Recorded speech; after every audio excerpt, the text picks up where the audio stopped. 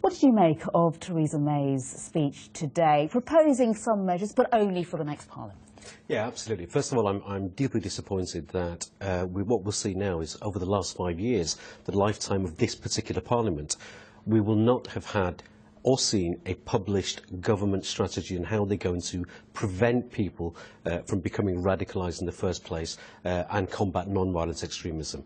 I think some of the things she said today were very interesting and very useful. I think she talked about a civic society response. She talked about greater cooperation throughout government. She talks about tackling Islamism as opposed to Islam, really making it difficult for the very people who would classify themselves as Islamists, and I think really these are some of the good things.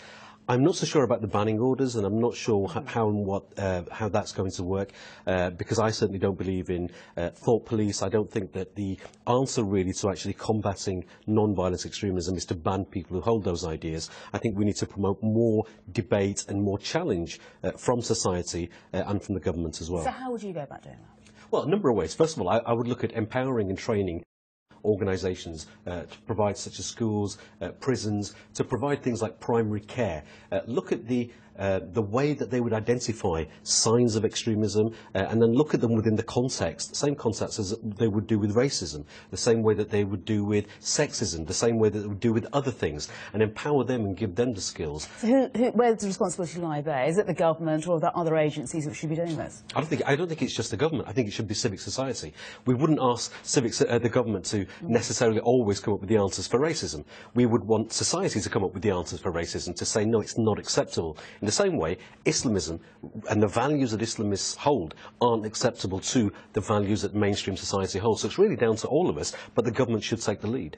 And would you therefore think the government has actually failed?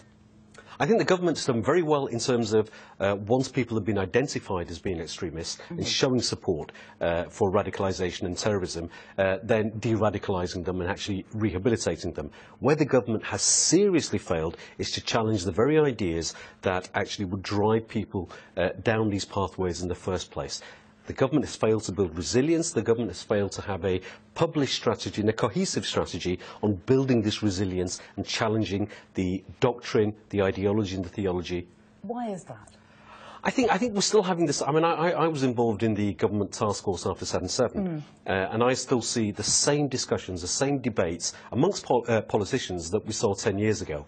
We're still having different camps within politicians, some who don't want to know, some who don't really consider this to be just a religious problem, some who feel that it's not in their own best interest from their constituency perspective, and then some people within Parliament, within government, who actually don't believe in the concept of actually tackling the ideology. I think there's a whole mixture and a whole range. I think we need to move on from that. I think that 600 plus people that have gone to in Iceland, Syria and Iraq really tells us that we need to do more, and the government needs to do more, and I'm deeply disappointed with this particular coalition government in the 5 years doesn't have anything. It does not have any strategy on how it's going to combat non-violent extremism.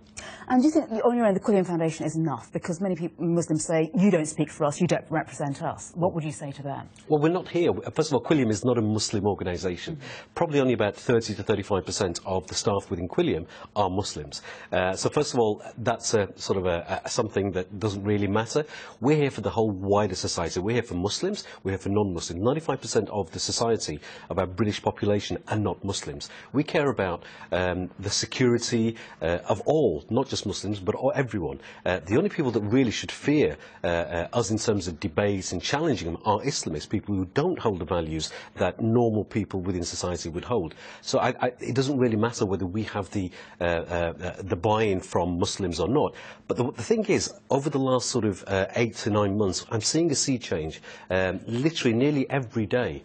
I'm seeing, and I'm receiving, on average, 5 to 10 emails from Muslims, from teachers, from various people saying, can you help us? So I think that the whole realisation that we are losing our youngsters to jihadists and extremists is a wake-up call for parents, and we are getting more and more Muslim parents and members of society who want our help, and of course, wherever we can, we will give that. And talking about giving youngsters a voice, we were hearing there from the parents of those 9 youngsters who we think have gone to Syria, saying they're there to offer humanitarian help. What do you make of that? It depends where they've gone.